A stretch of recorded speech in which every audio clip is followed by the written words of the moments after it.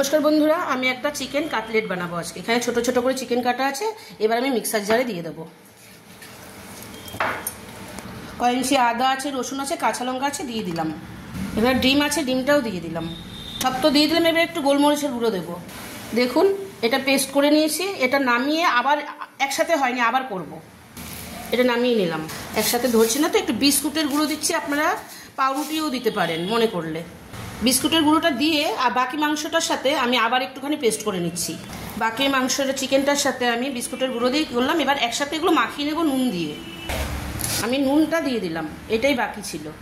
এবার একটু মাখিয়ে নিচ্ছি। এখানে দুটো ডিম আছে, আমি একটু ফেটিয়ে নিই। একটু গোলমরিচ আর একটু নুন দিয়ে ফেটিয়ে নিয়েছি। আর এখানে বেডকাম আছে। আমি এবার শেপ নিচ্ছি। আমি এই যে এরকম একটা শেপ নেব। দেখি তাদেরকে। আচ্ছা, এই শেপে আমি বানিয়ে নিচ্ছি।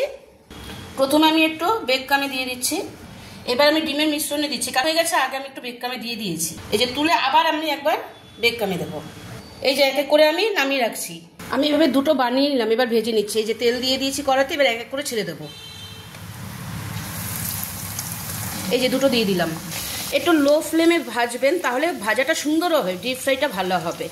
আর যারা ডিম খান না, তারা কর্নফ্লাওয়ার বা ময়দার মিশ্রণেও করতে পারেন। দেখুন কি সুন্দর ফুলে উঠেছে, কি ভালো লাগছে দেখতে। বেশ, গেস্ট আসলে, সন্ধ্যার সময় কেউ আসলে, ঘরে চিকেন থাকলে ভালোই হয় না? এরকমভাবে তৈরি করে দিয়ে দিলাম। আড্ডা মারতে মারতে খাওয়া যায় বেশ। আচ্ছা, আমি এবার নামিয়ে ফেলবো।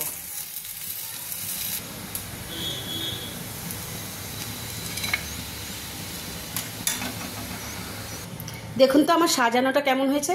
প্লিজ যদি ভালো লাগে আমাকে একটু লাইক করবেন, কমেন্ট করবেন, শেয়ার করবেন। তো এখন এই অবধি এরকমভাবে একটা কাটলেট বানিয়ে নেবেন ঘরে, খুব সহজ পদ্ধতিতে।